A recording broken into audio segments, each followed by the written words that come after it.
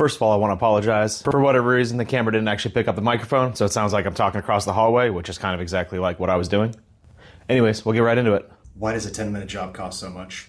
If you don't know much about machine shops and you've ever needed to have a part made, I'm sure you've asked yourself this question. You know, it doesn't look very complicated. This should only take 10 or 15 minutes. Why are my quotes coming back so high? If I had $1 for every time somebody said that to me, hell, if I had $1 for every time I said that to myself, I'd have a lot more equipment and a much bigger shop. What got me thinking about this is I have several listings out there on Facebook Marketplace, on Craigslist, around my local area, soliciting services if anyone needs prototype or small batch manufacturing done. Because I understand how hard it is when you're small or just getting started to get in the door of a machine shop. Hey, I've got an idea, I've got a product, I got something I need prototyped. Normally, if you're not coming in there with $15,000 or $20,000, they'll just no quote you, they'll give you an FU quote, and you'll never hear back from them. But I like to at least offer the service out there to people because this is stuff I like doing. I like doing the prototyping, I like doing the small batches, I like being that niche offering that most machine shops won't even touch with a 50-foot pole. After having offered this service for quite some time now, I'm starting to reconsider that because every single time I send out a quote, it is either ghosting or my biggest follow-up is, that's too much money. I'm hoping to get this message out there to everyone else, maybe who doesn't appreciate the machining. Maybe you can start to learn to appreciate the machining and you understand that some of these prices aren't that bad, or at least if you do approach someone like myself, you can understand kind of where the pricing is coming from.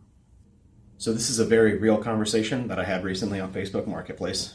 He needed a carburetor spacer resurfaced. He was thinking that it was going to need about a 1/4 to a 1/2 inch removed to make it flat. He also wondered if I had the ability to make another one out of a blank so he could have a backup. So I looked at his pictures, seemed simple enough. Normally a super simple resurface job like this, I wouldn't even consider charging. That's just a kind of case of beer job. And since he told me that he already had the aluminum to make a backup, I don't have to order anything, then that's even better. No money out of my pocket, just a little bit of time to do the reverse engineering, to do the modeling, to do the CAD CAM work. A couple passes with a flat cutter resurface, and we're good to go. I was thinking between the resurfacing, the cam time, the setup, the program, everything else, you know, I'd probably into it for tops an hour. So I just tossed him a rate of $70 to do both of them, which I thought was more than fair. So initially he ghosted me for a few days, and then I went ahead and followed up, asking if it was something he was still interested in. To which he finally responded that the price was insane and it was only a 10-minute job. On one hand, I'm frustrated because you can't even find parts that cheap on Temu. Yes, he was supplying the material, but it's still all the reverse engineering time, all the cam time, all the setup time, everything else that goes into these 10-minute jobs that aren't quite seen. But on the other hand, I can't really blame him. Not fully anyways. See, what most people don't understand is it's never the 15 minutes. It's the 15 years it took to make it look like it only takes 15 minutes. It's the $150,000 worth of equipment, tooling, and other specialty items that made those 15 minutes possible. It's the 15,000 hours spent in CAD and CAM to understand how to make that part perfect the first time. You're not paying me to learn to make your part. I know how to make your part. What you're paying for is my ability to get you a damn near perfect part the first time. Now what I'm talking about is a part like this. Seems simple enough. Just a couple holes, a couple counterbores. To write this, to program it, to get the holes on location, to get the threads correct, to get everything, might only take a few minutes. And the piece of equipment that actually made this cost more than my house. So yeah, this isn't exactly some part we can give away for $5. And it's not just the mill, it's not just the lathe, it's not just the grinders, it's not just the vices, it's not the indicators, the edge finders, the tooling. Here's a great example. I've got a bucket full of tooling. I mean, I have hundreds of end mills. This is probably a brand new bucket like this is going to cost you $15,000, $20,000. A lot of these are regrinds, but the specialty and precision drills, the precision reamers, all of the end mills, you know, a typical end mill or drill might cost you $170, $200. The most expensive drill I think I've ever bought is just under $3,000 for a single drill.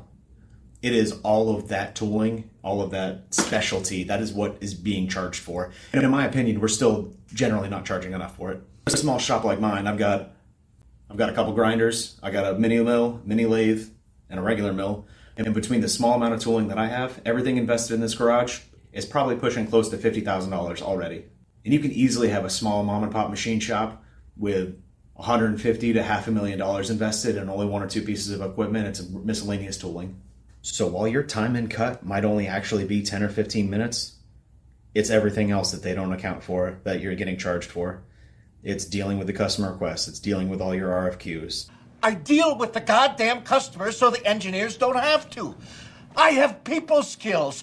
I am good at dealing with people. Can't you understand that? What the hell is wrong with you people? It's looking at the job. It's assessing it. Sometimes it's pre-programming it just to get your timing down. And that's all part of the quoting process. Next step is you got to find your stock, you know, what's available. A lot of times, especially when you're talking about the smaller production runs, the only people who are going to carry material in the size that you want is going to be places like McMaster-Carr. I would love to shop from Alro Metals every single time. I would love to shop from these bigger industrial metal places. But most of the time, unless you're getting 12-foot bars every single time, they won't even offer you the service to buy them. So you're kind of stuck with someone like McMaster-Carr. So you're already paying double the material prices. And after you find the stock, then you got to still set up your machine. That's time. Sometimes you got to indicate your part. How many operations are there? Do you need sacrificial soft jaws? Do you need fixturing? All that has to be taken into account. Then you generally have your cuts, cleaning and you're deburring your part if you can have access to everything, and then your cleanup. Most even simple jobs can have an hour to an hour and a half of just basic time invested. And I've got a wide window based on what I want to do. I'll usually look at the part and I'll kind of assess the value before I'll even pre-quote it. Where I value my time at to pay for my machine, to pay for the electricity and everything else, I'm between 45 and 160 an hour. It depends on what you need, but those are kind of my rates that I look at. If you need full engineering services, top to bottom, soup to nuts, you know, you don't even have dimensions on a piece of paper. You might have a picture and I'm reverse engineering everything. I'm going to charge you a little bit more of a premium, and I'm also going to ask for more of a deposit up front. And the way I typically do it is I do material cost plus a 10% deposit of the entire job order. And the other thing that people don't take into consideration is it's my ass on the line. If I do happen to mess up a part, I have to pay for it. Most of that, I already bill into the materials. For small prototype jobs, I will double charge you on material because I'm typically going to make 2 parts to guarantee that you have one perfect one. But myself and a lot of other people, like most of these are test parts.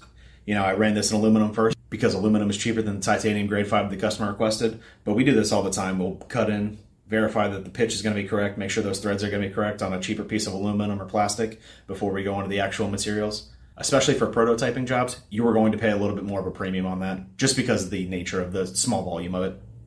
Because sometimes if something does happen, a tool breaks or a part does get messed up, then I got to eat that loss. So, and I'm not exactly in the business of eating losses because at the end of the day, this is a business to make money.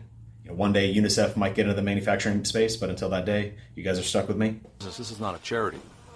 You know, I mean, maybe one day UNICEF will get into the impound business, but you know, until then, we're the people to see. And all those reasons are why most small to medium-sized shops won't even engage with these type of people.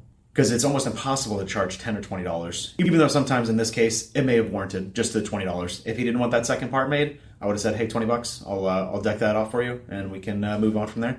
But since this customer did want a resurface job, a reverse engineering job, and then a secondary part manufactured, I still thought this was a more than reasonable price. Now, here's a classic analogy that I always like. Nobody's going to complain that the plumber was over and fixed your pipes in 5 minutes. And they're still going to have their minimum charge of 2 to 3 hours. So you might be paying $200-300 for something that'll visually, you only see them working on for 5 minutes, and you can be frustrated, but you needed that problem fixed. And the same with machinists. You're paying the premium because they've already got the 20 years of mistakes behind them, and hopefully your part isn't going to be one of them. So is $70 too expensive? Maybe. Depends on who you ask. But as someone who spent years learning this trade, investing tens of thousands of dollars into my craft, as a person who can solve your problem correctly the first time, maybe it's not that expensive after all. Especially if it's holding you back from finishing the project, it might actually be the cheapest thing on there. So for my fellow machinists out there, how often do you get told that should only take 10 or 15 minutes? Or if you've ever hired a machinist before, what surprised you about that process? Was it the autism? There's a lot of autism. Let me know in the comments. I'd like to come back and say, I hope this doesn't come off as bitching and complaining. I do love this industry. I love what I do. I just wish more people could appreciate the amount of time and energy that goes into manufacturing the product that you need.